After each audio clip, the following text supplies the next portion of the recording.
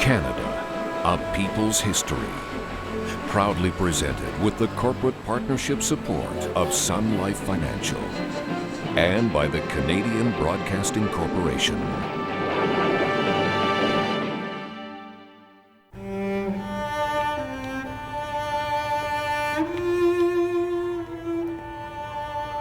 Grey Coat Charity School in the heart of London, England. David Thompson's widowed mother sent him here when he was just 7 years old. The Welsh boy is skilled in mathematics, but his passion is adventure stories. He dreams of a world beyond the school walls. He has spent half his life at the charity school when he is selected by the Hudson's Bay Company to work as a clerk in the faraway fur trade. In the month of May 1784, at the port of London, I embarked in the ship Prince Rupert belonging to the Hudson's Bay Company as apprentice and clerk to the said company, bound for Churchill Factory on the west side of the bay.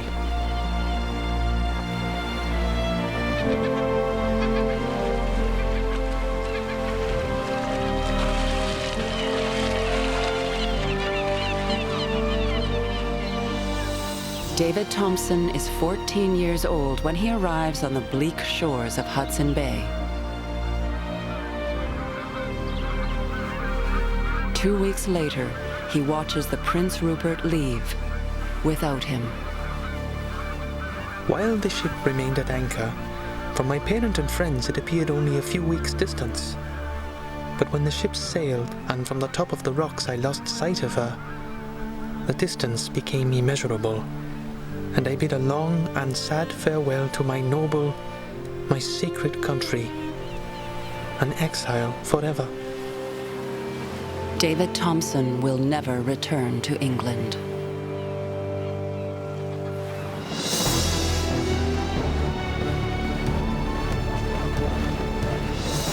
His destiny will be in the Canadian Northwest, in the footsteps of coureurs de bois, whose grand schemes created competing fur trade empires, and trailblazers who trekked across the barrens and dreamed of reaching a great sea to the west.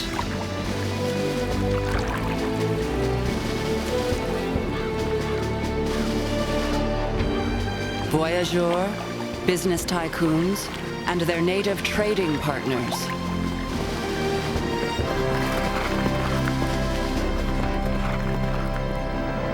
It was an age of adventure, of great daring and enterprise, of pioneers and pathfinders.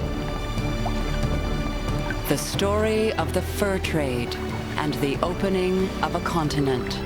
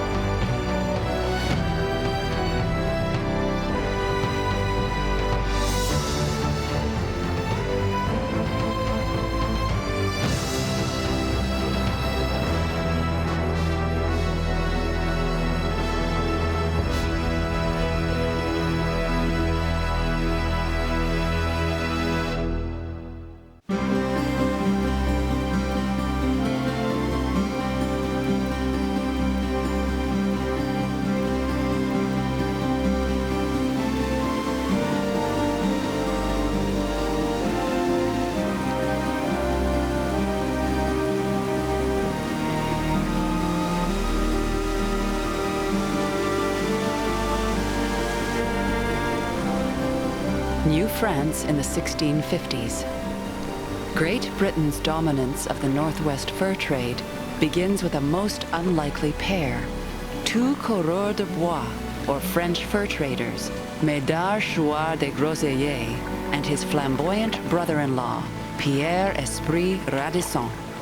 It was my destiny to discover many wild nations. I would not strive against that destiny. For my own part, I will venture, choosing to die like a man than live like a beggar. Radisson is a free spirit. He was kidnapped by Mohawks as a teenager and adopted by one of their families. He went on hunts and war parties. He even survived torture. Once he escaped the captivity of the Mohawks, he was not going to be bound by the rules and regulations of New France. We were Caesars, there being nobody to contradict us. In the 1650s, New France relies on the fur trade with natives. Fortunes are made feeding Europe's craving for beaver felt hats. But the land to the west remains a mystery. Radisson and his brother-in-law want to expand the trade to the most distant Great Lake. We made our proposition to the governor of Quebec, that we were willing to venture our lives for the good of the country, and to go to travel to the remotest countries with 2 years. The authorities in New France don't trust Radisson. The governor insists he and de Groseilliers take along 2 inexperienced functionaries as watchdogs. We made the governor a slight answer and told him for our part we knew what we were. Discoverers before governors. The governor was much displeased at this and commanded us not to go without his leave. To Radisson, such a command has the ring of a dare. In the dead of night, he and de Groseilliers head out.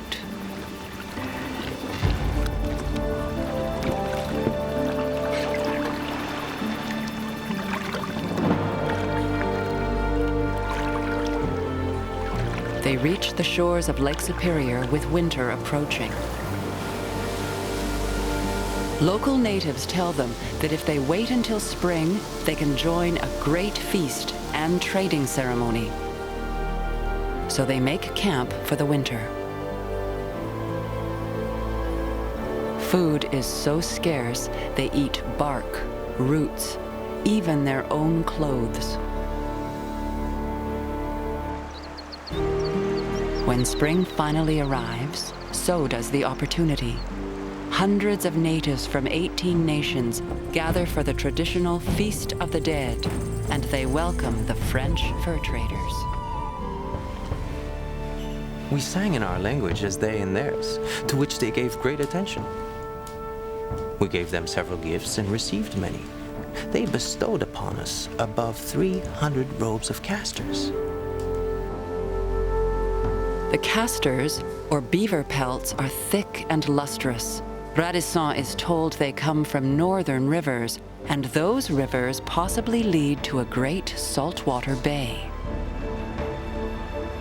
The 2 coureurs de bois paddle home with the news of this rich, untapped source of furs and a possible supply route, certain they will get support for another expedition. But the governor finds them both and throws de Groseilliers in jail. He made my brother a prisoner for not having observed his orders and to be gone without his leave. Was not he a tyrant to deal so with us after we had so hazarded our lives?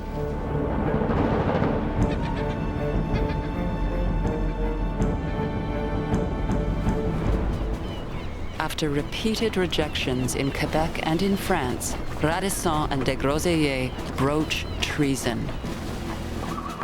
They take their plan to the court of France's rival, England.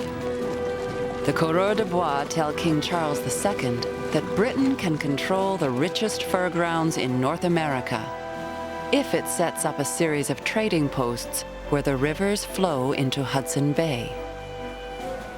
On May 2nd, 1670, with the stamp of the royal seal, King Charles II creates a monopoly over 3 million square miles of land. The Hudson's Bay Company, the Honorable Company of Adventurers is born. We have given, granted, and confirmed unto the said Governor and Company the sole trade and commerce of all those seas, straits, bays, rivers, lakes, creeks, and sounds. We do make, create, and constitute the said Governor and Company the true and absolute lords and proprietors of the same territory. Radisson is not made one of the lords and proprietors of Hudson Bay. After switching allegiances several times between England and France, he will die in poverty. But his daring idea creates what will become the most profitable fur trading company in the world.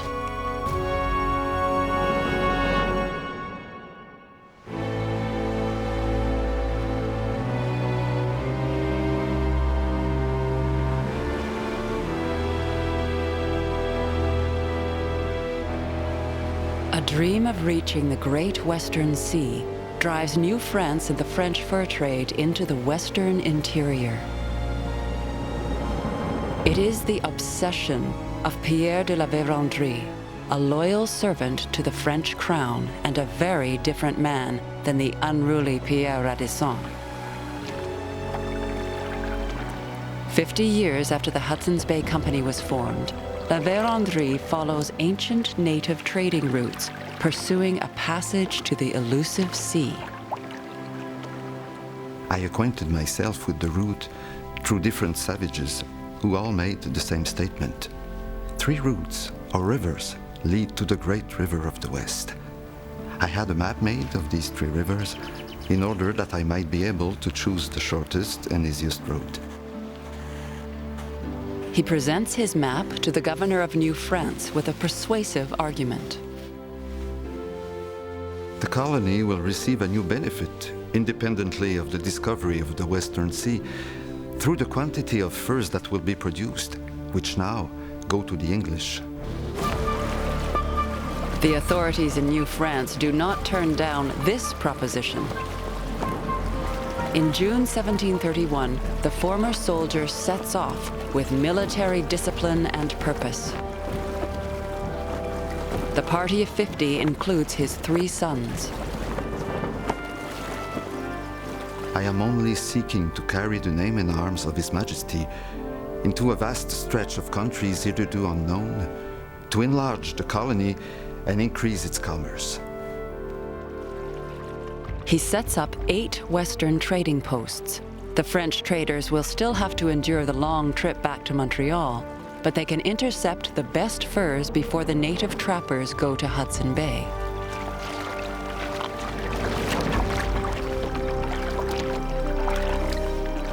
It is an intrepid family. 2 of his sons actually reach the foothills of the Rockies, but not the Great Western Sea. That dream goes unfulfilled, and La Vérendrye's heroic life turns tragic. To forge alliances with Cree and Blackfoot along the trade routes, he allows his son, Jean-Baptiste, and some of his men to join a war party against the Sioux. I was agitated, I must confess, and cruelly tormented by conflicting thoughts, but put on a brave front. How was I to entrust my eldest son to barbarians whom I did not know, to go and fight against other barbarians of whose name and of whose strength I knew nothing? Who could tell whether my son would ever return?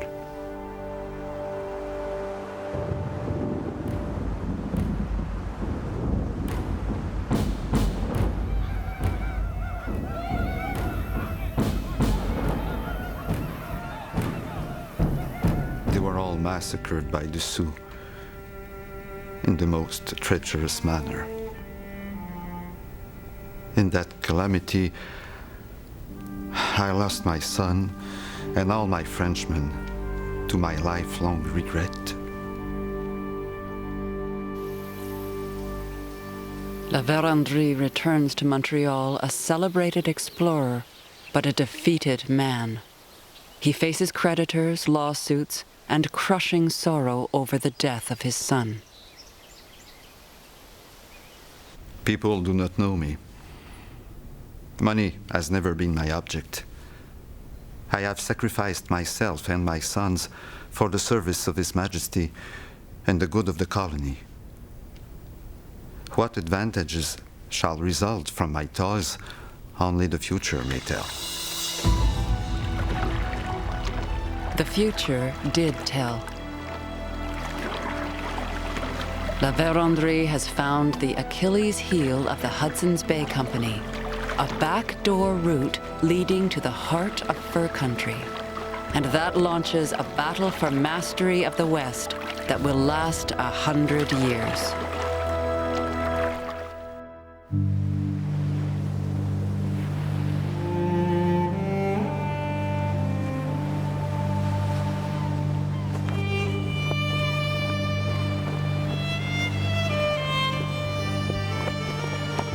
(1784). The English are strategically positioned on Hudson Bay when 14-year-old David Thompson begins his 7-year apprenticeship.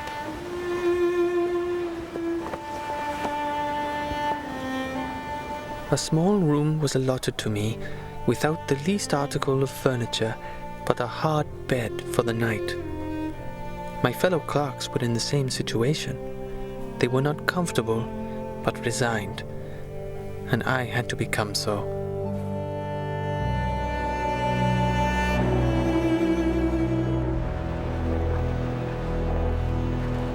The Welsh boy is hardly prepared for his first winter on Hudson Bay.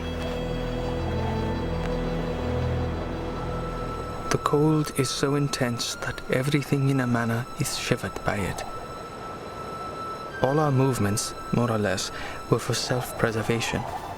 All the wood that could be collected for fuel gave us only one fire in the morning and another in the evening. The rest of the day, if bad weather, we had to walk in the guardroom with our heavy coats of dressed beaver.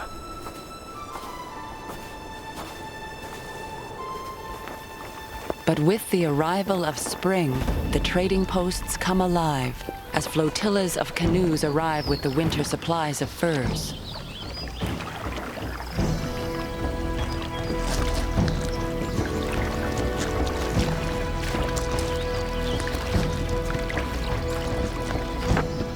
In the best years, the native trappers and hunters unload more than 100,000 animal pelts. The Cree trading captain's scarlet tunic is a gift from the company factor. And the trading captain leads the negotiations for the Cree.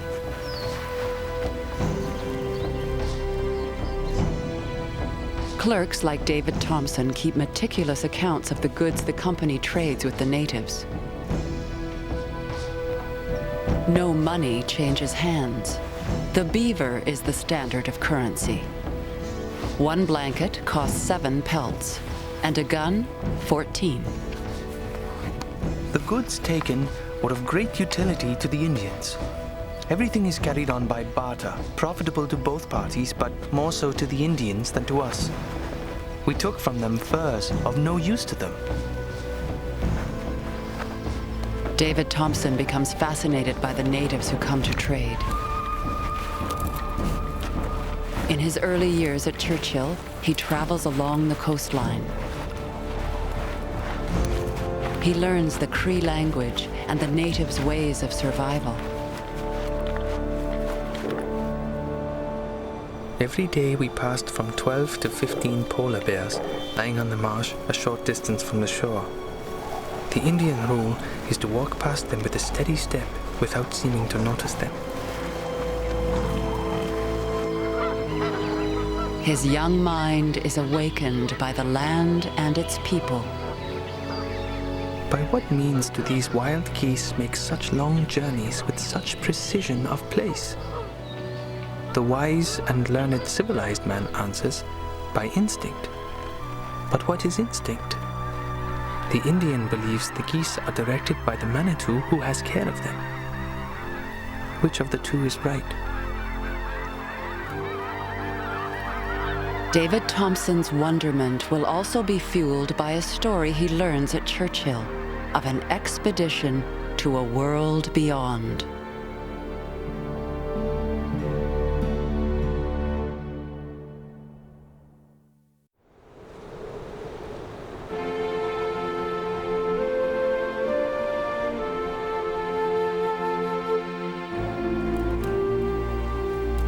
Samuel Hearne is an eccentric.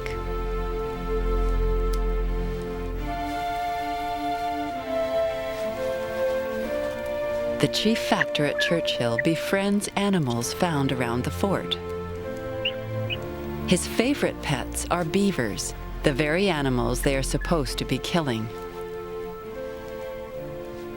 They became so domesticated as to answer their name and follow, in the same manner as a dog would do.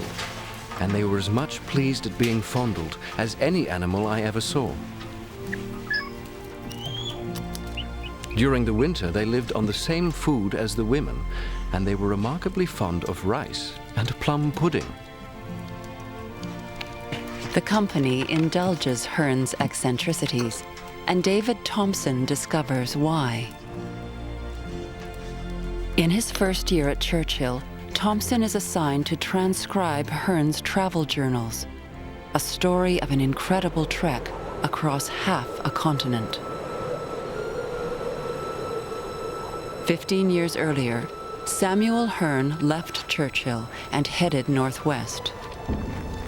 He crossed the frozen tundra in search of a rumored copper mine. The expedition was led by the Dene leader Matonabbee, a man whose skill in northern travel impressed the much younger Samuel Hearne. I found my new acquaintance on all occasions the most sociable, kind, and sensible Indian I had ever met with. He was a man well known, and as an Indian, of universal knowledge and generally respected.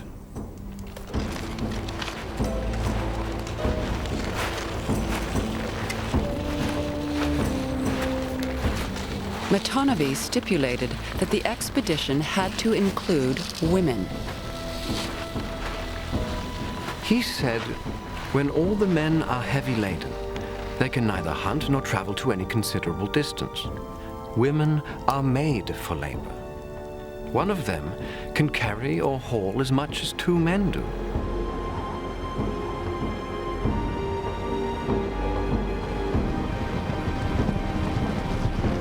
Hearne lived off the land. They hunted caribou and muskox, often eating the animals raw.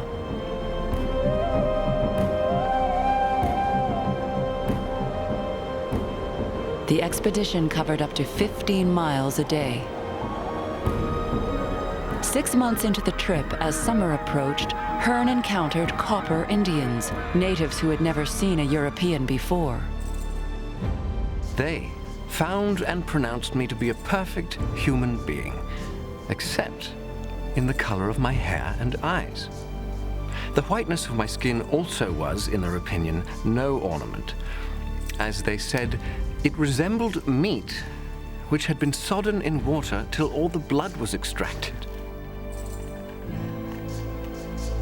The expedition was just a few miles from its destination, the copper mines, when they found an Inuit camp.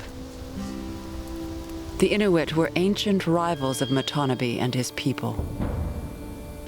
Hearne's native guides prepared an attack. The Indians crept under some of the rocks within 100 yards of the tents, where they lay some time to watch the motions of the Eskimo. But finding all asleep,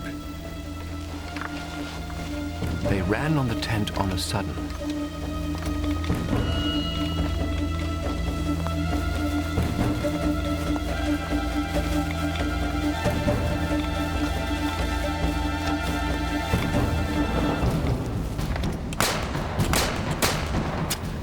Killed every soul before they had power to rise. In the whole, 21 persons.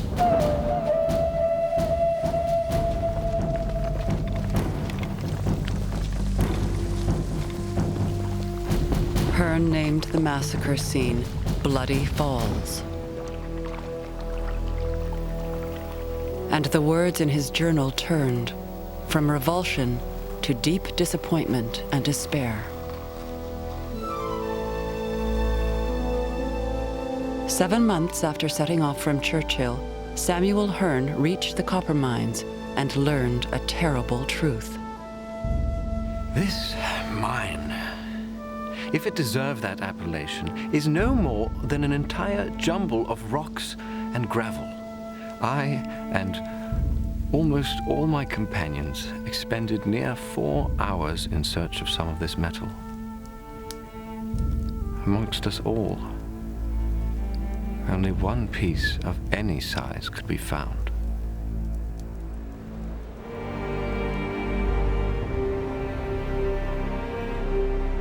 But Samuel Hearn will still return a hero, and David Thompson will soon be living adventures of his own. The fur trade is set to enter its most turbulent era.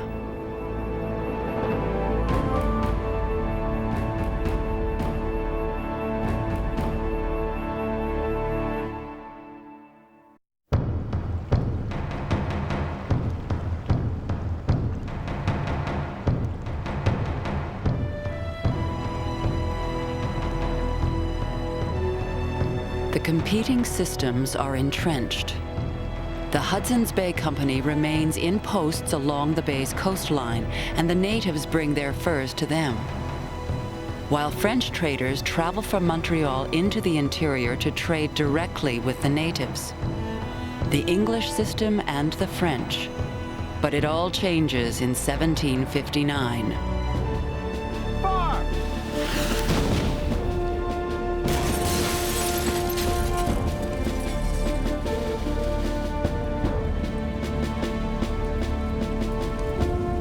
With the conquest of New France, a new group of Americans, English, and Highland Scots take over the French trade routes. At first, the Hudson's Bay Company dismisses them as mere peddlers. Until a group of the Montreal merchants pool resources and form the Northwest Company. It is powerful, aggressive, and profitable. Now the Hudson's Bay Company has real competition.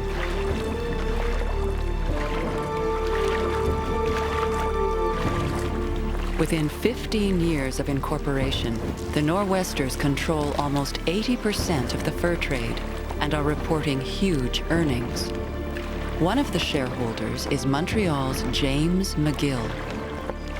Your friends of the Northwest are making a larger outfit this year than they did last. Their great success last year enables them to undertake anything, and I make no doubt they will continue successful. McGilvray, McTavish, Mackenzie, Frobisher. These men are the adventurers, traveling the fur trade routes themselves from Montreal, meeting with the wintering partners and clerks who man the trading posts deep into the Northwest. They gather at the gateway between the East and the West, Grand Portage.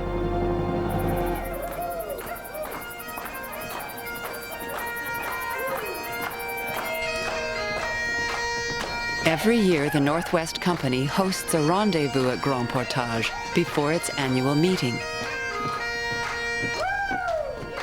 A Highland dance where everyone celebrates the year's work.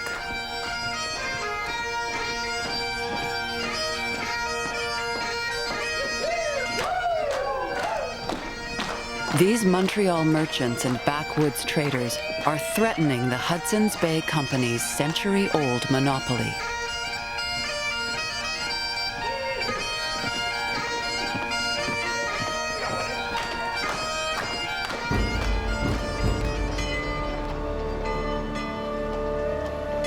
Hudson's Bay headquarters in London, the Honourable Company is forced to react. We are quite satisfied that the decrease of our trade is owing to the upland Indians being intercepted by the peddlers, who by means of a chain of rivers and lakes are got up to the back of many of our factories. But we are equally satisfied that this traffic might, in a short time, be got the better of by sending some of our servants from each of our factories to those lakes or rivers and opening a trade with the natives in the same manner they do.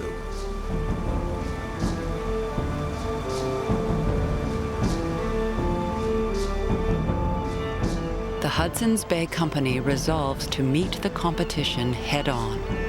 Ambitious clerks will get the opportunity to leave the coastline and head into the mysterious continent.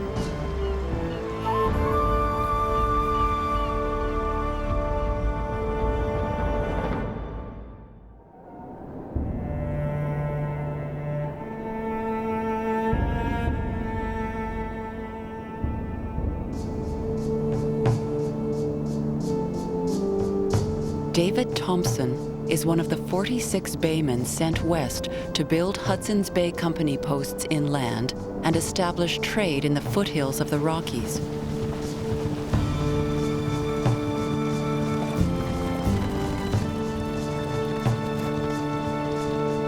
The teenager is awestruck as he travels through the open prairie and beyond. At length, the Rocky Mountains came in sight like shining white clouds on the horizon. As we proceeded, they rose in height. Their immense masses of snow appeared above the clouds and formed an impassable barrier, even to the eagle. In the shadow of the Rockies, the fur traders encounter an encampment of Pagan Indians, a thriving community of buffalo hunters. Young David Thompson spends the winter with Saukamapi, a Pagan elder. They converse in Cree.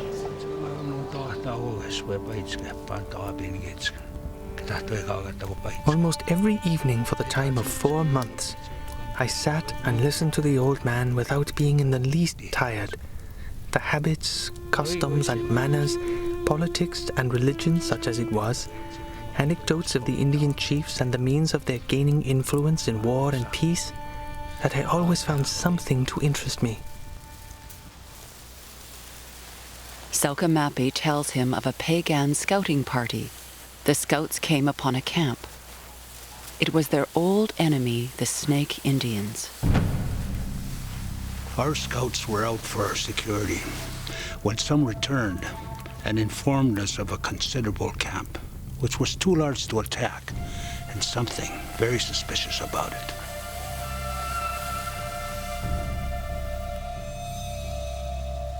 The camp seemed deserted. The scouts suspected a trap.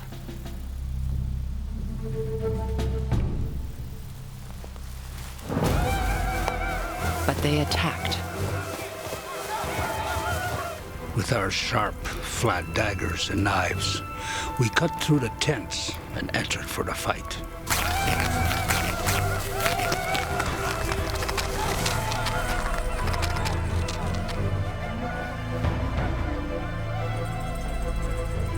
But our war whoop instantly stopped. Our eyes were appalled with terror. There was no one to fight but the dead and the dying. It was smallpox. The Pagans stripped the dead of their infected possessions and went home, carrying the virus with them.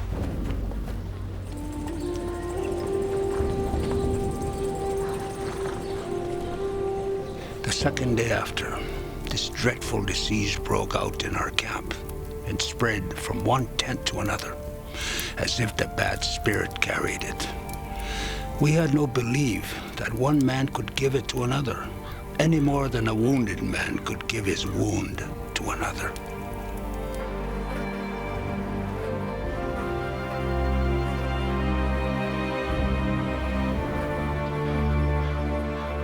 A third of Sokamapi's people died of the smallpox they contracted.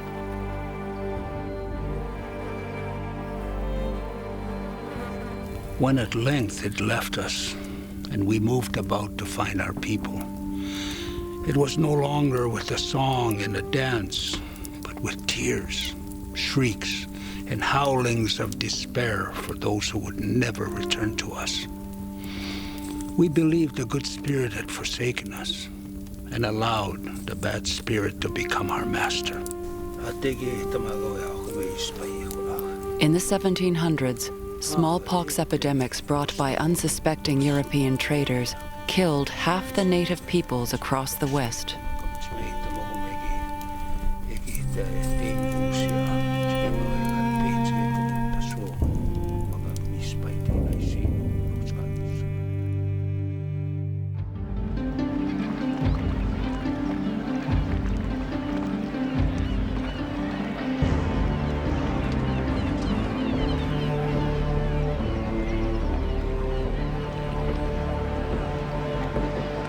The fur trade continues its relentless growth. In 1800, the Northwest Company is at the peak of its success. Freighter canoes destined for grand portage leave Montreal loaded with trade goods, provisions, and human cargo. Daniel Harmon comes from a staunchly religious family in Vermont, but declares he has a roving disposition. Yesterday, in company with several other clerks, I left Montreal, and I am thus far on my way to the Indian countries. Daniel Harmon is destined for the northwestern fur trade, but for now, he and the other clerks, traders, and partners can sit back. The voyageurs do the paddling. The scholarly Harmon does not find them engaging company. They're great talkers, but in the utmost sense of the word, thoughtless. All of their chat is about horses, dogs, canoes, and women, and strong men who can fight a good battle. The voyageurs make very indifferent companions, and with whom I cannot associate. Strong, young French Canadians. The voyageurs should be no taller than 5 feet 6 inches to leave room for cargo. Their daily hot meal is a stew of pork fat and peas, which earns them the nickname Les Mangeurs de l'Art. Men like François Forcier of Sarel and Louis Bolac of Saint-Tours are paid much more than they could ever make at home on the farm, and they earn it. There are 38 portages between Montreal and Grand Portage. And even Daniel Harmon is impressed by their brute strength. Since yesterday morning, we have come about 60 miles and passed 2 rapids, where most of the property was taken out of the canoes and carried across the portages on people's backs. These young men, who have never been in the Indian countries, now began to regret that they had enlisted into this service, which requires them, as they say, to carry burdens like horses, when by remaining in their own country, they might have labored like men.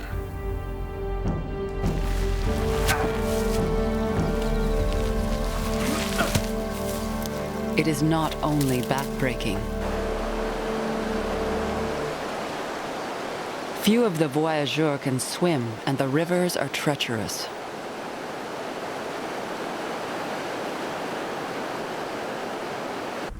At almost every rapid that we have passed since we left Montreal, we have seen a number of crosses erected.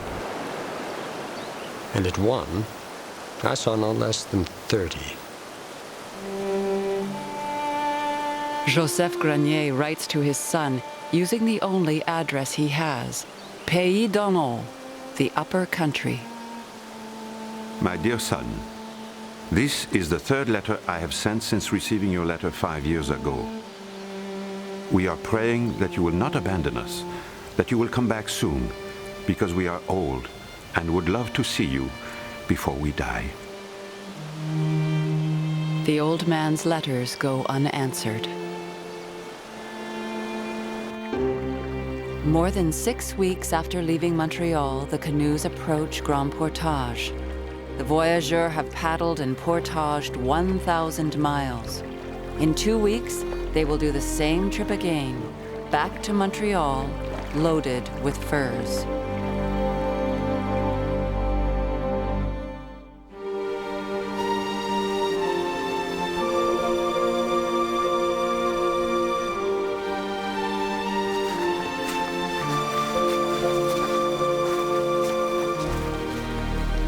A month after reaching Grand Portage, Daniel Harmon and his party head west.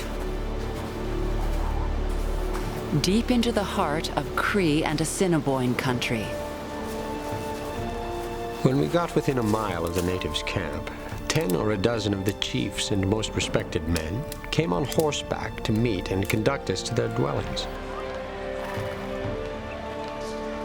If he was apprehensive about living among the natives, he is surprised.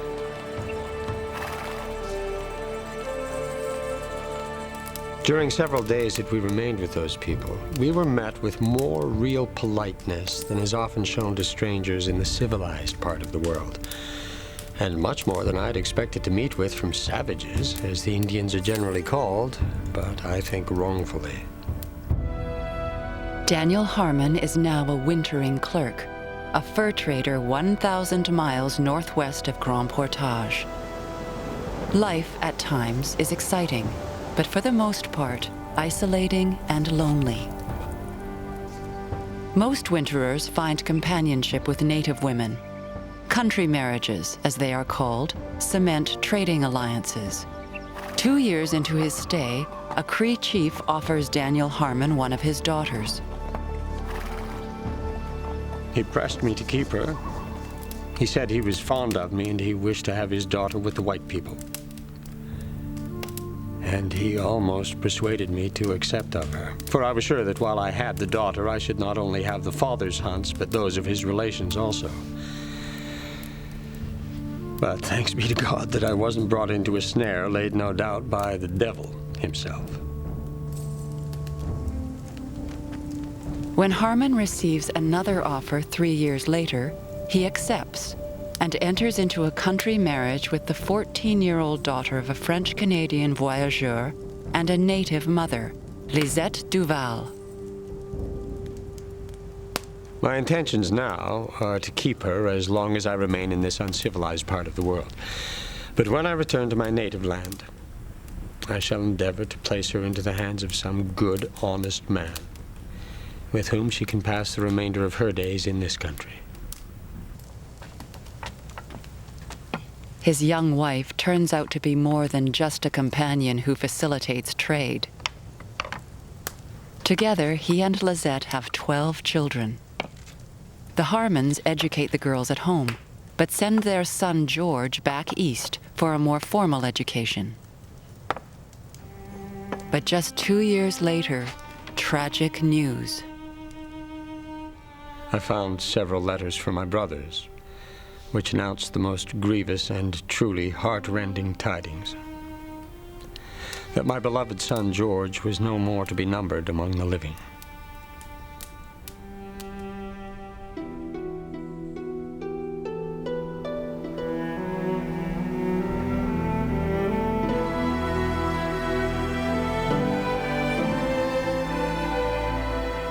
Daniel Harmon spends 19 years with the Northwest Company, serving in posts all across the West. When it comes time to retire, he could leave his country wife behind, but the bonds they have forged are too strong to break. We have wept together over the early departure of several children, and especially over the death of a beloved son. We have children still living, who are equally dear to us both. How could I spend my days in the civilized world and leave my beloved children in the wilderness? The thought has in it the bitterness of death. Lisette travels to Montreal with her husband and they are legally married. Their children, of European and native blood, become part of a new Canadian people, the Métis.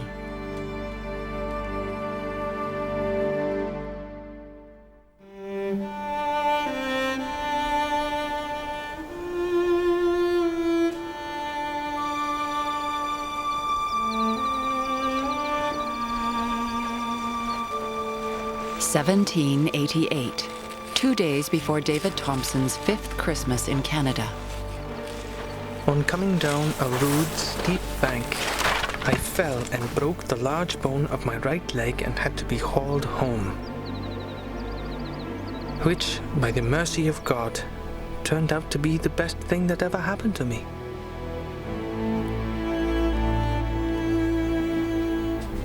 As his shattered leg slowly heals, Philip Turner, the Hudson's Bay Company's chief surveyor, begins teaching him the art and science of surveying. Mr. Turner was well versed in mathematics. Under him, I regained my mathematical education and during the winter became his only assistant, and thus learned practical astronomy under an excellent master of the science. Surveying is the key to map-making, and map-making is the key that will unlock the continent for the Europeans. Thompson thrives on its rigorous discipline. The mean of the foregoing observations places Cumberland House in latitude 53 degrees 56.44 north, longitude 102.13 west of Greenwich, and the variation of the transits of the sun and a well-regulated watch is 11 degrees 30 east. Astronomy so consumes him that he sometimes ignores his well-being. By too much attention to calculations in the night with no other light than a small candle, my right eye became so much inflamed that I lost its sight. He regains his sight, and when his apprenticeship ends, instead of the customary reward of a new suit of clothes, he asks the company's governors for his own set of surveying instruments. He gets both. David Thompson's life has found its purpose. Over the next 2 decades, he will chart the vast Northwest. By studying the movements of the planets, he will become known as the man who looks at stars. Both Canadians and Indians often inquire of me why I observed the sun and sometimes the moon in the daytime, and passed whole nights with my instruments looking at the moon and stars. I told them it was to determine the distance and direction from the place I observed to other places. And neither the Canadians nor the Indians believed me, for they argued that if what I said was truth, then I ought to look to the ground and over it, and not to the stars.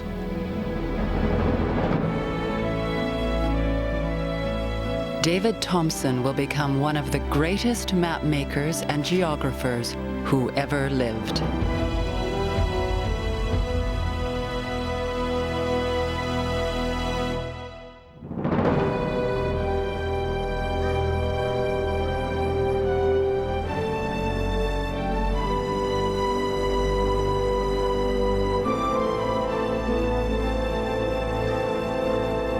A man who was never a remarkable surveyor will become the fur trade's most celebrated explorer.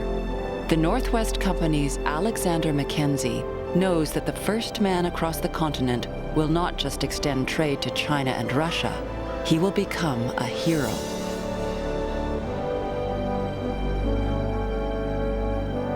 Bored with life in a Northwest Company trading post, Mackenzie combines ambition, resolve, and arrogance. I'm off to traffic with the Russians.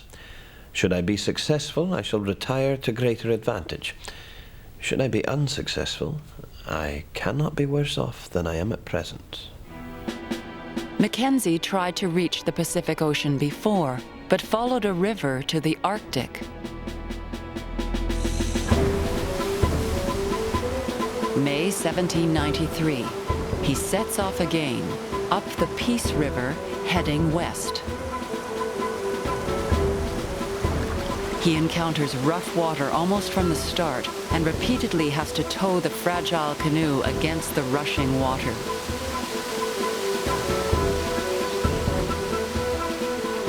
The agitation of the water was so great that a wave striking on the bow of the canoe broke the line and filled us with inexpressible dismay. It appeared impossible that the vessel could escape from being dashed to pieces, and those who were in her from perishing.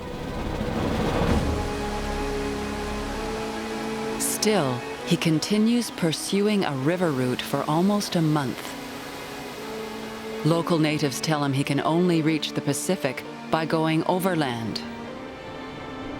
Eventually, Mackenzie relents and rallies his exhausted crew. I declared in the most solemn manner that I would not abandon my design of reaching the sea if I made the attempt alone, and that I did not despair of returning in safety to my friends.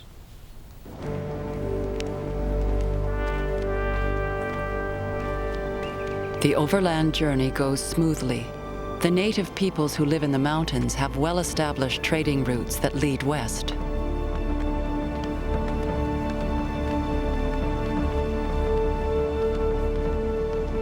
And they guide him to a saltwater channel.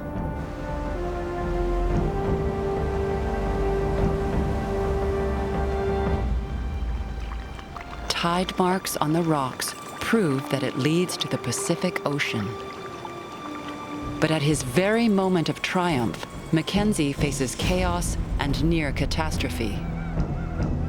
Angry coastal natives surround his expedition. He is told that if his party continues to the open water, they will be killed. His guide begs him to flee. In relating our danger, his agitation was so violent that he foamed at the mouth. My people were panic-struck. Some of them asked if it was my determination to remain there to be sacrificed.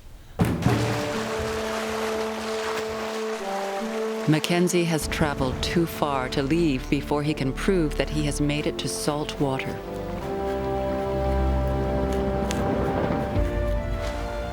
I now mixed up some vermilion in melted grease and inscribed in large characters this brief memorial. Alexander Mackenzie, from Canada by land, the 22nd of July, 1793.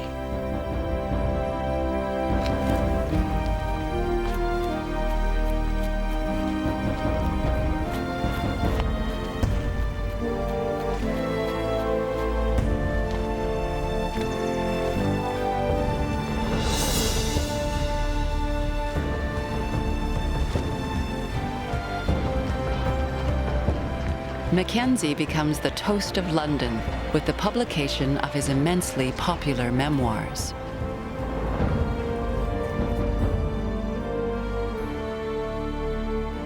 Napoleon is an admirer, and the American president Thomas Jefferson is inspired to send the Lewis and Clark expedition across the United States. Mackenzie is knighted, becomes rich, and a hero. His ambitions are met. But his route is of no commercial value to the Northwest Company. The rivers are too turbulent, the mountain paths too steep. The task of finding a passage that traders can actually use will fall to another Pathfinder, David Thompson.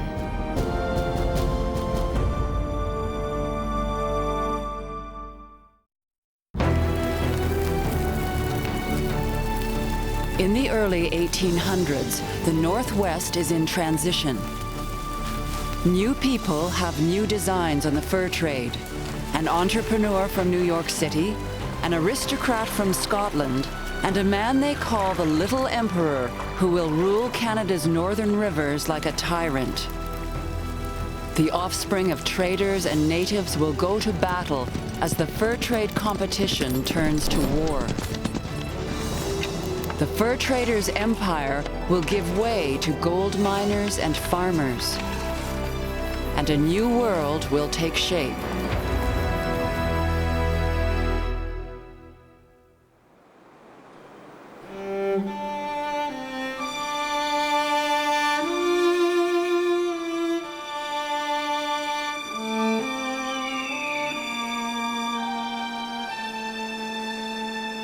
In the late 1700s, the former apprentice from the charity school in London is now a surveyor and explorer for the Hudson's Bay Company.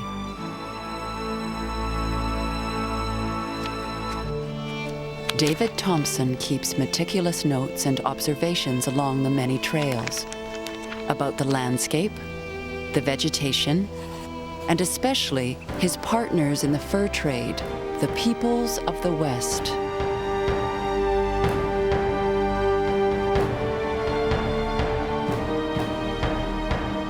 On becoming acquainted with the Indians, I found almost every character in civilized society can be traced among them.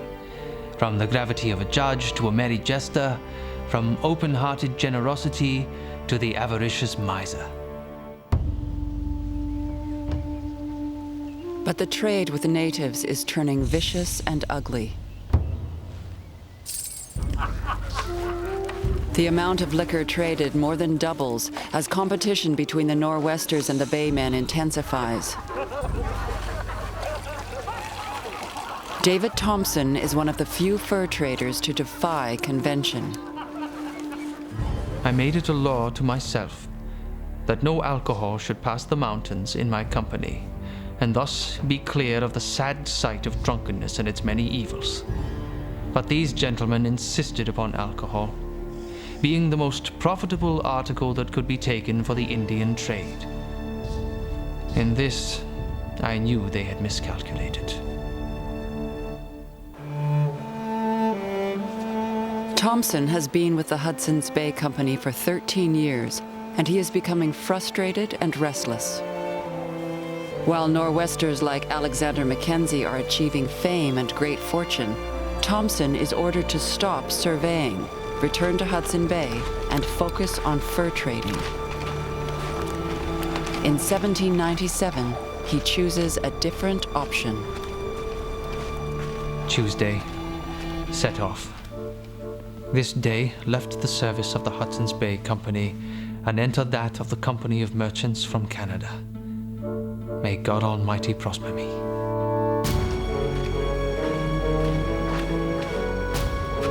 He walks 80 miles in the snow to the nearest Northwest Company post. The Nor'westers offer him more money, more opportunity, and they encourage him to fill the missing portions of his emerging map of the Northwest. Now he feels he is with the real adventurers. How very different the liberal and public spirit of this Northwest Company of Merchants from Canada from the mean, selfish policy of the Hudson's Bay Company. Styled, honorable.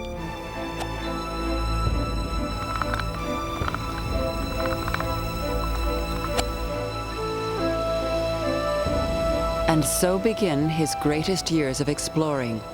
David Thompson will continue his extraordinary Western travels. Alexander Mackenzie once said that Thompson accomplished more in 10 months than he would have thought possible in 2 years. But David Thompson's most celebrated trip still lies before him.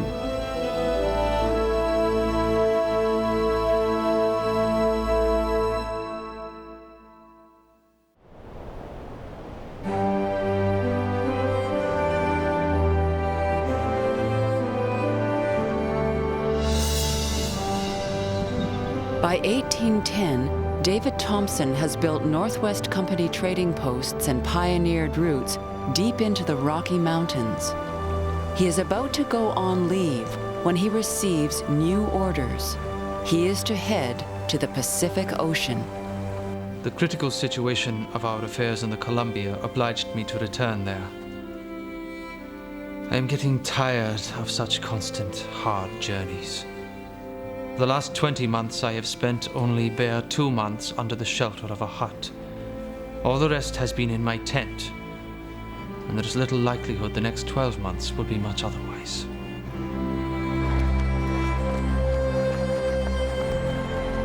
The situation is critical because the Americans are heading to the Pacific. New York City is the headquarters of John Jacob Astor's Pacific Fur Company. The most powerful businessman in the United States plans to build a trading post at the mouth of the mightiest river leading into the Pacific, the Columbia. In September 1810, Astor's ship, the Tonquin, set sail on a voyage around Cape Horn to the Columbia River.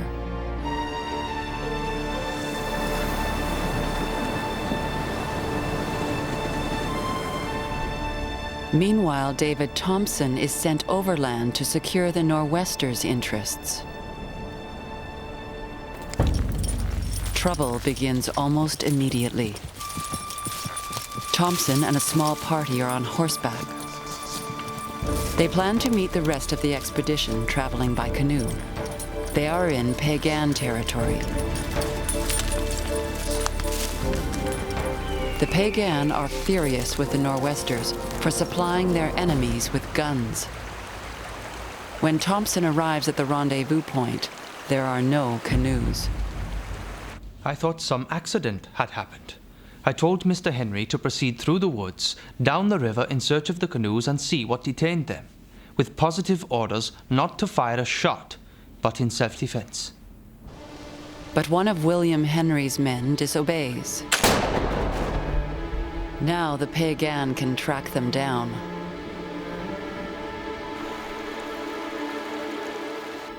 I told them that they had acted very foolishly, that the Piegan Indians would be on us very early in the morning, and that we must start at the dawn of day and ride for our lives.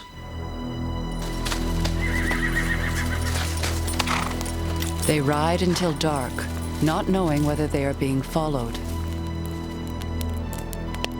We made a small fire and passed the night with some anxiety. My situation precluded sleep. Cut off from my men, uncertain where to find them, and equally so of the movements of the Indians, I was at a loss what to do, or which way to proceed.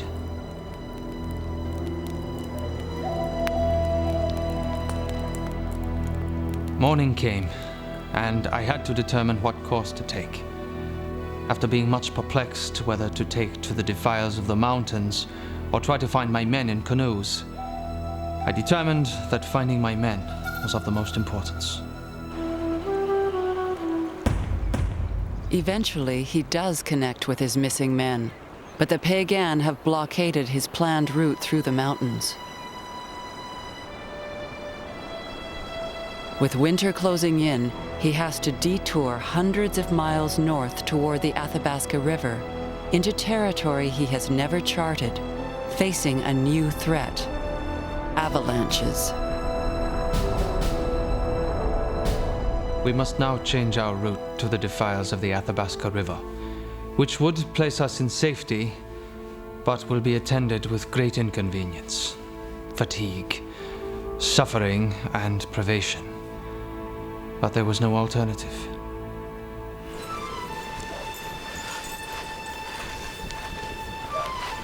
In the deep snow, they have to abandon their horses and rely on dog sleds.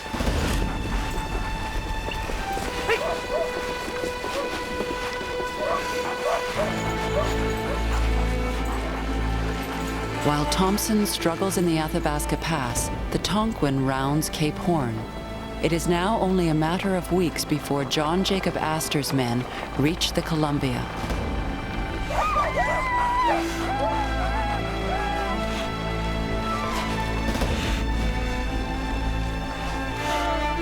And Thompson is still climbing. January 9th, hauling very bad. The weather so mild that the snow is dropping from the trees and everything wet. We could proceed only about 4 miles. The snow is full 7 feet deep, the dogs often sunk in it, but our snowshoes did not sink more than 3 inches. No matter what hardships his men endure during the day,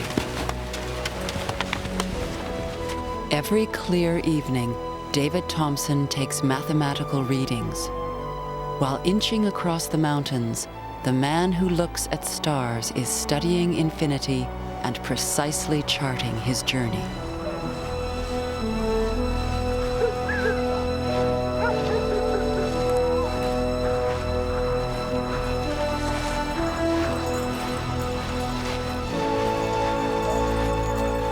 Finally, after 3 months, David Thompson and his men reach the crest of the mountains. My men admired the brilliancy of the stars, and as one of them said, he thought he could almost touch them with his hand. As usual, when the fire was made, I set off to examine the country before us. Many reflections came to my mind. A new world was, in a manner, before me.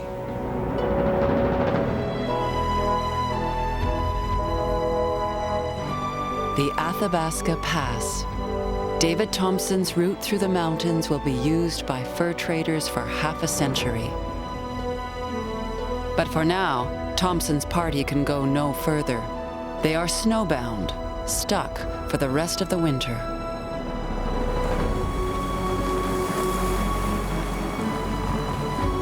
Meanwhile, the Tonquin arrives at the mouth of the Columbia River, and Astor's men start building a fort.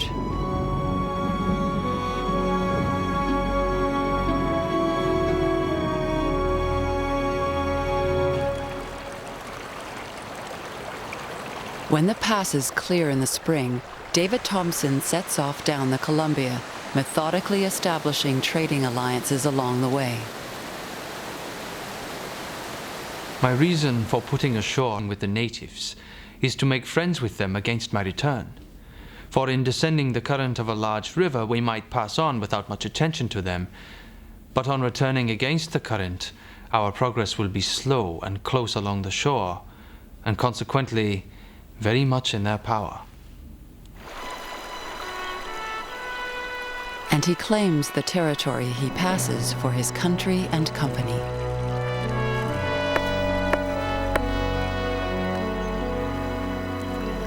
Here I erected a small pole with half a sheet of paper well tied about it with these words on it.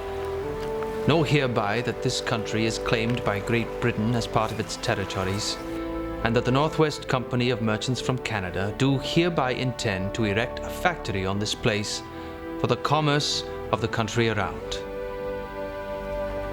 But when Thompson arrives at the mouth of the Columbia, the American flag is already flying over Fort Astoria. The land will be bought, sold, and contested, but will eventually become Oregon. Still, it is a personal triumph. David Thompson has found a viable trade route and crossed the continent. He has reached the Pacific Ocean. Thus, I have fully completed the survey of this part of North America. From sea to sea, and by almost innumerable astronomical observations, have determined the positions of the mountains, lakes, and rivers, and other remarkable places on the northern part of this continent.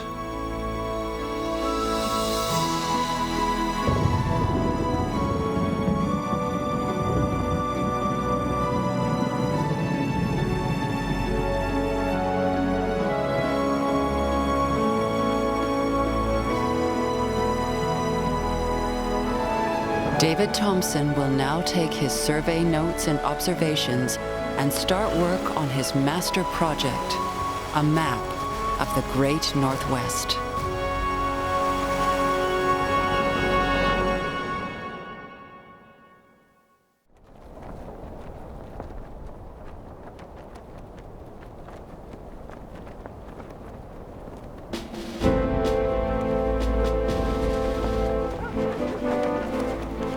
The Northwest Company is overextended. By 1810, the Montreal merchants have hundreds of fur trade posts in the far reaches of the continent. Their very success puts them in peril because of the long journey from the outlying fur country back to Montreal.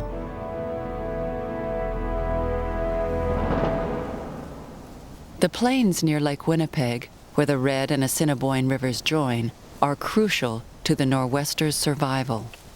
Their long expeditions depend on dried buffalo meat, pemmican, These lands are the Northwest Company's food depot.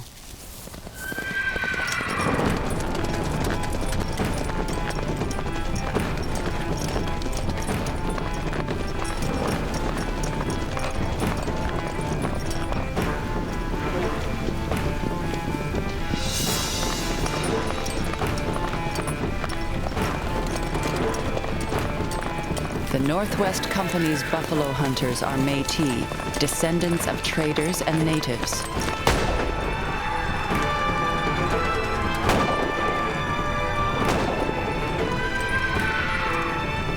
To these children of the fur trade, this is Northwest Company domain and their homeland. But technically, the Hudson's Bay Company owns the land, and the Nor'westers are squatters. The land along the Red River could be sold, and in 1811 it is. Lord Selkirk, a caring but somewhat impractical aristocrat, decides to settle the land with impoverished farmers, mainly from his native Scotland. The philanthropist buys 1/3 of Hudson's Bay Company shares and 116,000 square miles along the Red River. Lord Selkirk has never been there, but that doesn't diminish his dream of a homeland for the poor and the dispossessed. Every person of any intelligence or skill in agriculture who has visited this country has been struck with the extraordinary fertility of the soil, the facility of cultivation, and the abundance of its spontaneous productions. The Northwest Company calls Selkirk's scheme mad. Simon McGilvery puts it simply. He must be driven to abandon it, for his success would strike at the very existence of our trade. Fields and fences will threaten the Nor'westers' food supply and trade routes. Settlement will inevitably provoke confrontation.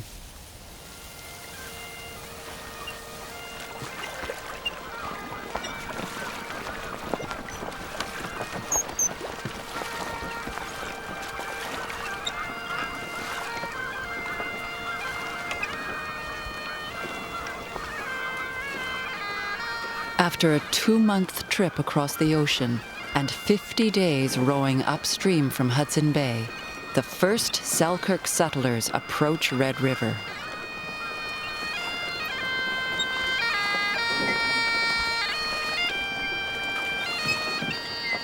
To them, this is the promised land.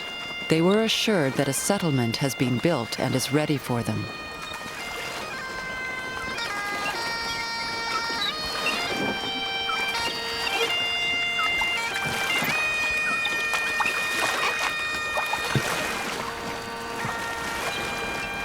Hector McEachern, John McVicker, and Alexander McLean, whose wife delivered a son on the 4-month voyage.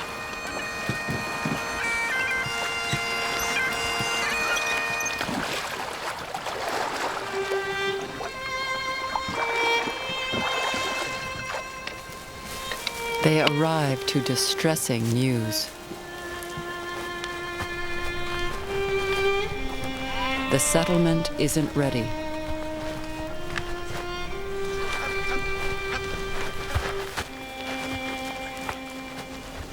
They have to take their possessions south by land to find shelter before the winter sets in.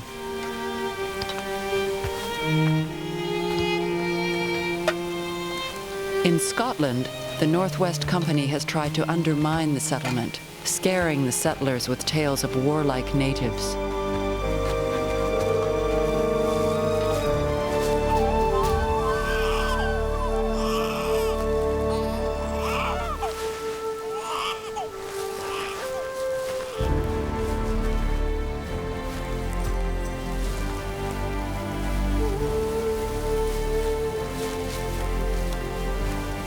In fact, it is the natives who lead the first settlers south to their camp for the winter.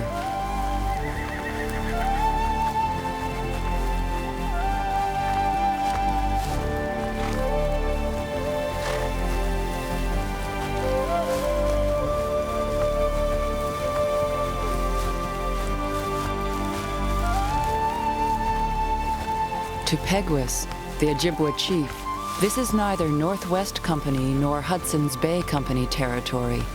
It can be shared. These are not my lands. They belong to our great father.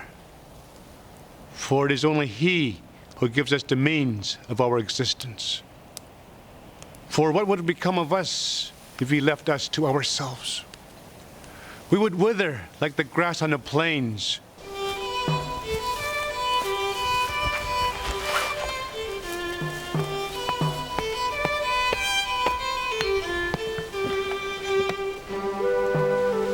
The following spring, the Selkirk settlers go back to Red River. The first European farmers on the Canadian prairies start building a new life in a new land.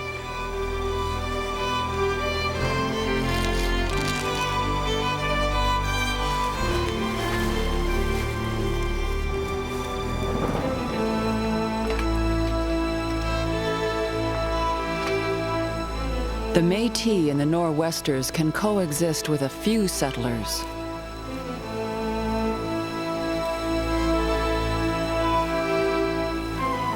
But if they keep coming, the buffalo hunter's way of life is doomed.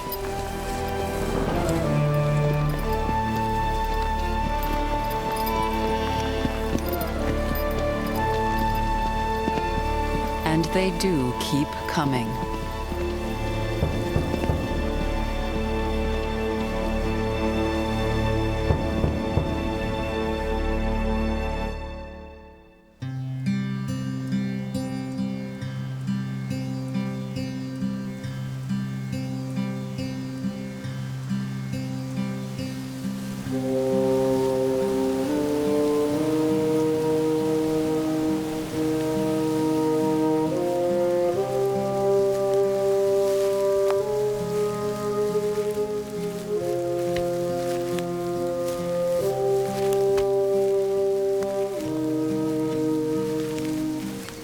Each year after 1812, a new group of settlers, and each year they arrive too late to plant crops. The Selkirk settlers are starving, struggling to survive.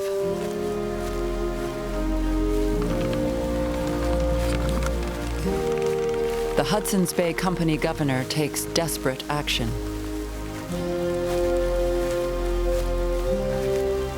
Miles MacDonnell issues the Pemmican Proclamation, banning the export of food from Red River, preventing the Northwest Company from supplying its trading posts. It is MacDonnell's first act of provocation. It is hereby ordered that no persons trading in furs or provisions within the territory shall take out any provisions, either of flesh, fish, game, or vegetables. Whosoever shall be detected in attempting to carry out any provisions shall be taken into custody and prosecuted. Then MacDonnell orders the Northwest Company to leave Hudson's Bay Company land. The Nor'westers respond immediately and bluntly. Their agent in Red River is Duncan Cameron. MacDonnell is now determined not only to seize our pemmican, but to drive us out of the Assiniboia district, and consequently out of the Northwest. Hostilities will no doubt begin early this spring.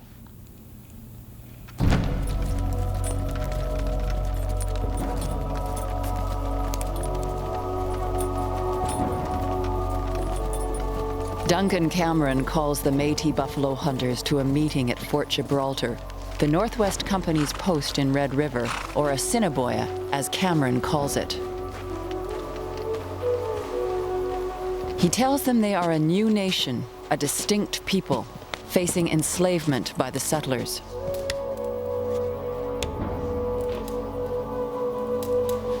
You must assist me in driving away the colony. If they are not drove away, the consequences will be they will prevent you from hunting. They will starve your families. They will put their feet in the neck of those that attempt to resist them. You can easily see how they mean to finish, by what they have begun already. Cameron urges the Métis to destroy the settlement. He devises guerrilla tactics. The Métis are to put on war paint and burn out the settlers.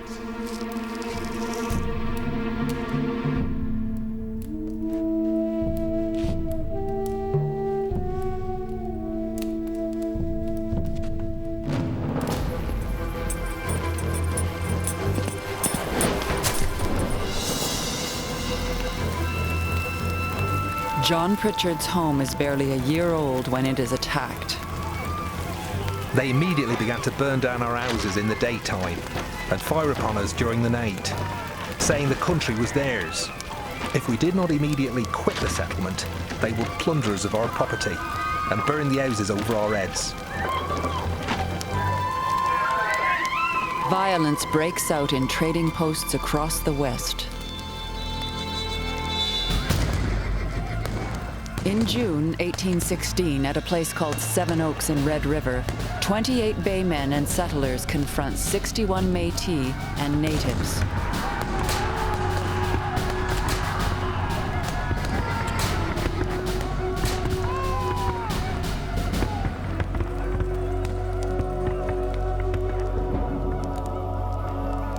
When it is all over, 21 baymen and 1 native lie dead.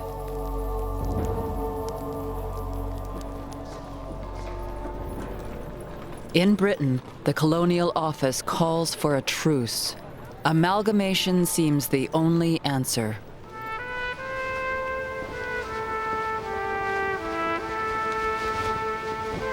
In 1821, exhausted by the violence and impoverished by relentless expansion, the Northwest Company agrees to a merger. Two great companies have disputed the possession of the West for half a century. Now they join forces under the name of the Hudson's Bay Company. The long fight is over.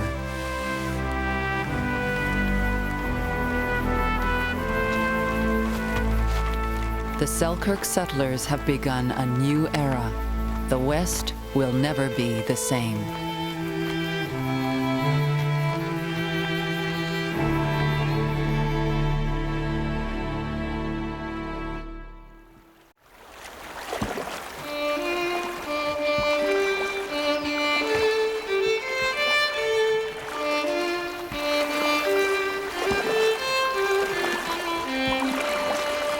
The fur trade war is decreed over in the boardroom, but peace has not been declared in the backcountry.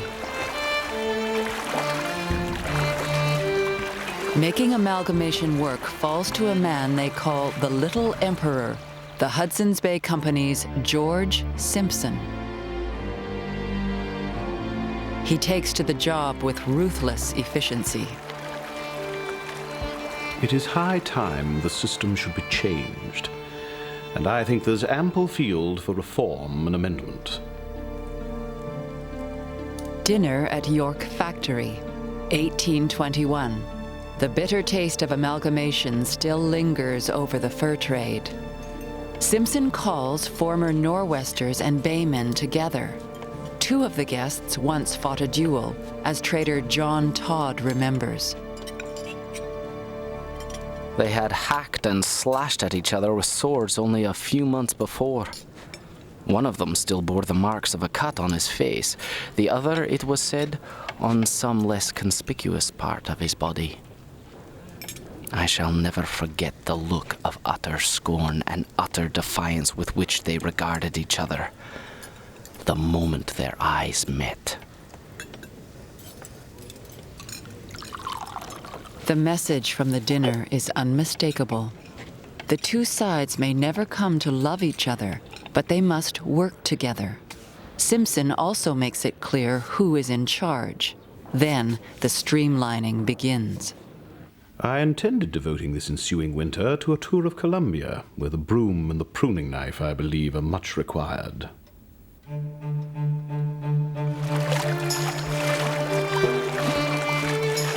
With hand-picked paddlers and clerks, the little emperor races through the river systems, reshaping and reorganizing the Hudson's Bay Company's domain. In 6 years, he gets rid of half the employees and closes 73 posts. He is as caustic as he is callous. The Columbia Department from the day of its origin to the present hour has been neglected, shamefully mismanaged, and a scene of the most wasteful extravagance and the most unfortunate dissension. His enemies call him a tyrant, and he has words for them in a secret diary he calls his character book. Colin Robertson, a frothy, trifling, conceited man who would starve in any other country and is perfectly useless here. John Clark, a boasting, ignorant, low fellow who rarely speaks the truth and is strongly suspect of dishonesty. His commanding appearance and pompous manner, however, give him a good deal of influence over Indians and servants. John Rowand. Although his education has been defective, a very clear-headed, clever fellow, will not tell a lie, which is very uncommon in this country, but has sufficient address to evade the truth when it suits his purpose. The cuts go to the very heart of the 200-year relationship between the company and the natives. He does reduce by half the amount of alcohol traded, but scales down the traditional trading ceremonies. It will be a work of time to reconcile the Indians to the new order of things. I have made it my study to examine the nature and character of them, and however repugnant it may be to our feelings, I am convinced they must be ruled with a rod of iron to bring and keep them in a proper state of subordination. Over the years, like many fur traders, Simpson takes several country wives. He lives with Betsy Sinclair for a year, and when he tires of her, he writes to a friend. If you could dispose of the lady, it will be satisfactory, as she is an unnecessary and expensive appendage. I see no fun in keeping a woman without enjoying her charms, which my present rambling life does not permit me to do. Margaret Taylor is pregnant with their third child when Simpson decides a country marriage no longer serves his career. Again, he leaves instructions, this time about the baby. Pray, keep an eye on the commodity, and if she bring forth anything in the proper time and of the right color, let them be taken care of. But if anything be amiss, let the whole be bundled about their business. He goes home to London in search of a suitable wife who can raise his social profile. He settles on his cousin, the refined Frances Simpson, who at 18 is less than half his age. She is frail and stays only 2 years in the West. They move to Montreal and he continues amassing a fortune.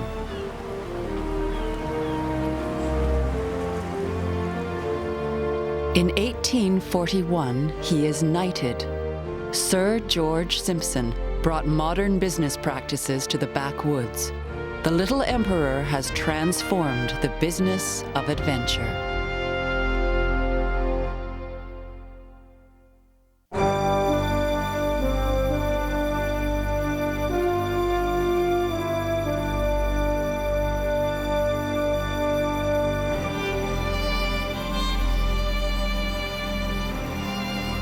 David Thompson spent almost 3 decades in the Canadian Northwest,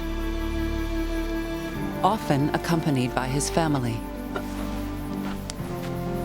He married Charlotte Small, the daughter of a Cree woman and a Northwest Company trader.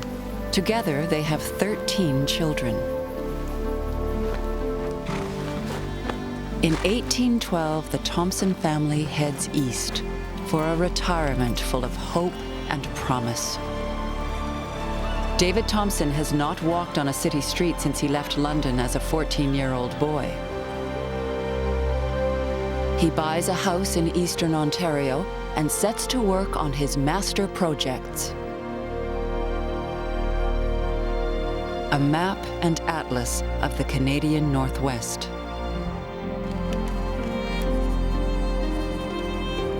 It takes him 2 years to finish his map, more than 50,000 miles of travel on paper.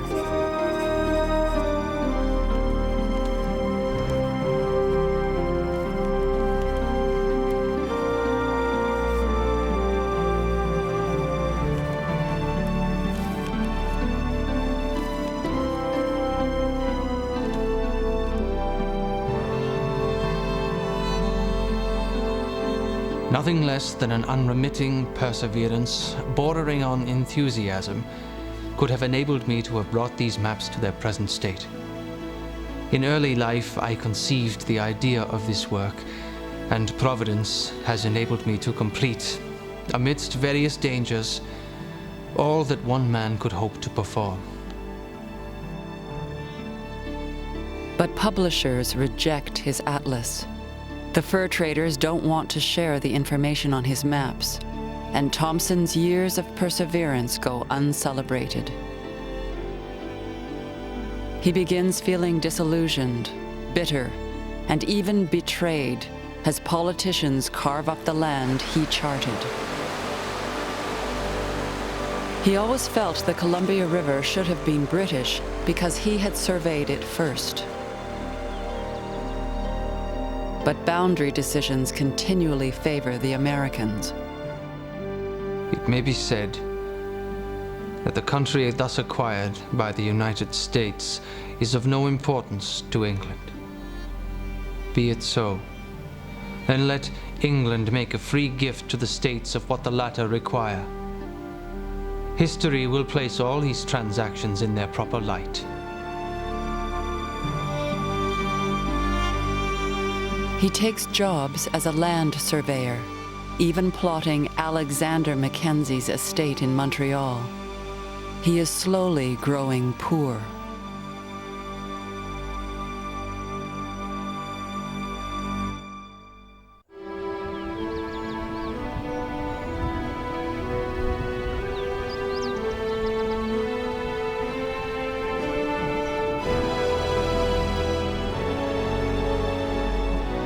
On the river named by David Thompson for the explorer Simon Fraser, a native trapper was taking a drink of water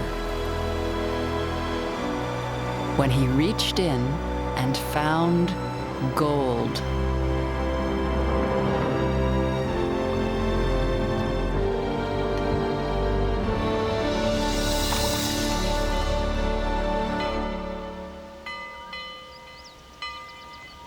On an April Sunday in 1858, citizens of Fort Victoria, a Hudson's Bay Company fur trade post on Vancouver Island, step out of the church to an astonishing sight.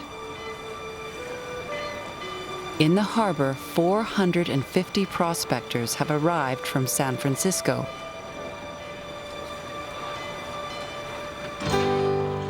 Victoria's population doubles in one day.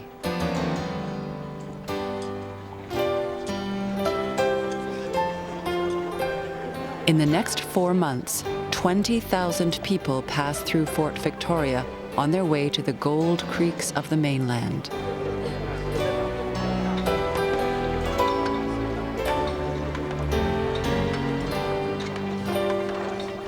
James Douglas, the very proper Hudson's Bay Company chief factor, quickly assesses their character.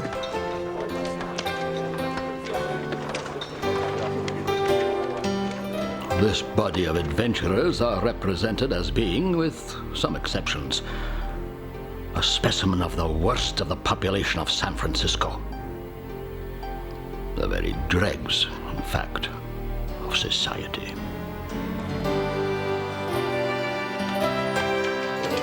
As American gold seekers pour into Hudson's Bay Company territory, James Douglas realizes as a fur trader he has no real authority over them. But he fears that the land the prospectors stake could become American. If the country be thrown open to indiscriminate immigration, the interests of the empire may suffer from the introduction of a foreign population whose sympathies may be decidedly anti-British, and if the majority be Americans, strongly attached to their own country and peculiar institutions. James Douglas takes bold action. Without authority, the fur trader acts as governor. He declares there will be no prospecting without a license. And he issues the license on behalf of Queen Victoria. All persons who shall take from my lands within the said district any gold, metal, or ore containing gold, without being duly authorized in that behalf by Her Majesty's government, shall be prosecuted, both criminally and civilly, as the law allows. On August the 2nd, 1858, Queen Victoria declares the Hudson's Bay Territory a British colony.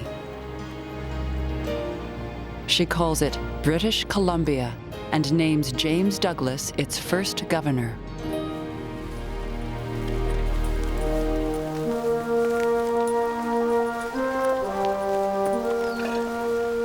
Four years later, Samuel J. Hathaway, a 30-year-old printer from San Francisco, heads up the trail, hungry for gold. On the 17th, I and two other young men concluded to try our luck as partners. So we bought a mule together and a load of provisions, enough to last 6 weeks at least, and on the 18th took another step for the caribou.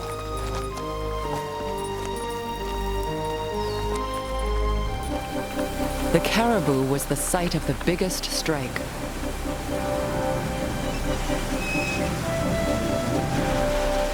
A prospector named William Barker and his partners sank a shaft deep into the ground and hit pay dirt.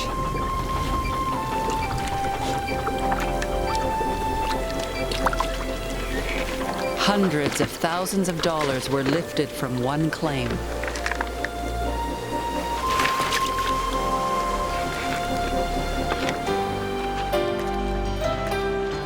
A boomtown sprang up, Barkerville, and for a while it was the biggest settlement west of Chicago and north of San Francisco. With 20 saloons, Barkerville was the Wild West in James Douglas's British Columbia.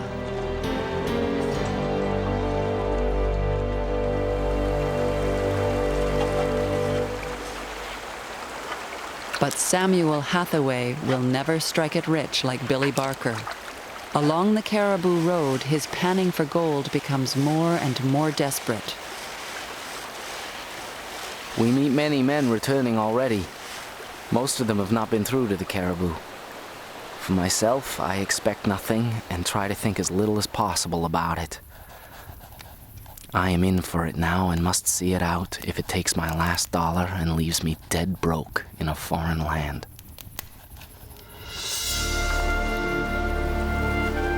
His partners leave, but Hathaway won't turn back. He continues searching for gold. Finally, with winter threatening, he does find some, but he has stayed too long. He cannot get out. Samuel Hathaway is trapped in a tent on the trail, with an infection slowly crippling him. Could not get out to work today. Tried it. Took me nearly an hour to get on my boot and hobble off 50 yards. Then I just crawled back again. It is very late in the season, and if a big snow comes within a few days, how shall I, a cripple, get out?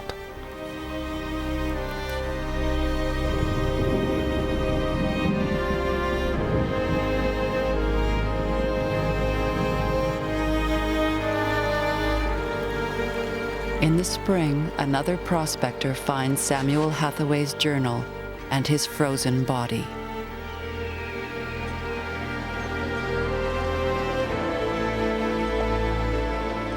The gold frenzy lasts 8 years. By 1866, it has faded away. But the influx of dreamers like Samuel Hathaway has transformed Hudson's Bay Company land into a colony, and 5 years later, a province in what will become a new nation.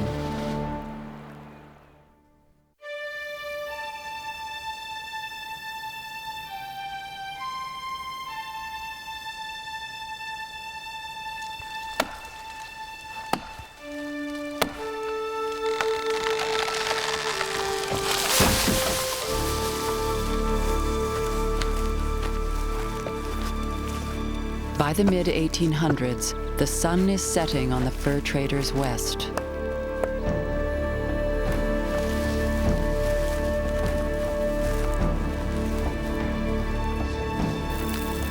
In the vast land of Peguis and Saucamapi, of native trappers and European fur traders, there is talk of railways and a new country that will control the northern half of the continent. Before the whites entered our country and became residents, we had always plenty. The river teemed with all kinds of fish, and the plains were covered with buffaloes, and the woods full of deer. But now, all is gone. The glory days of the fur trade dwindle.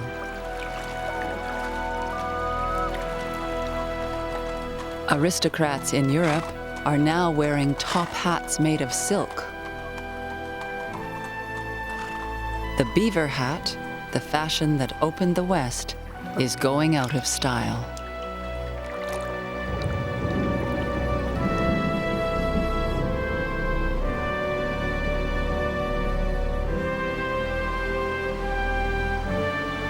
David Thompson spends his declining years trying to sell his journals, memoirs of his expeditions, of crossing mountain passes, of racing down the Columbia, of charting a continent.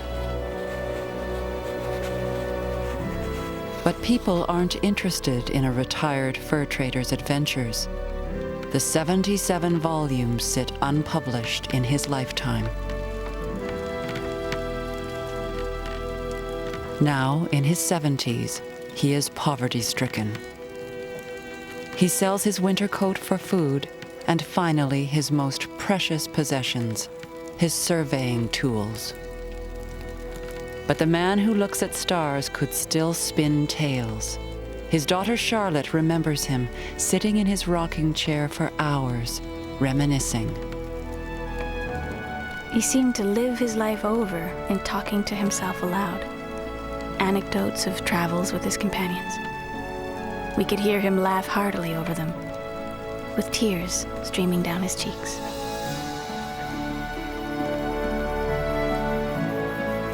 David Thompson dies in 1857, 10 years before Confederation.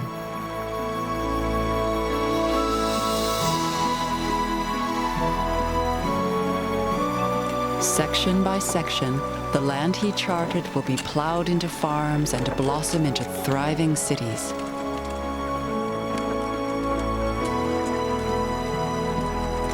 Calgary, Edmonton, and at the confluence of the Red and Assiniboine rivers, Winnipeg.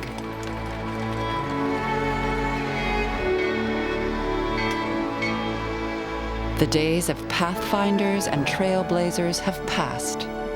It is a new era with new challenges and new dreams. A modern Western Canada.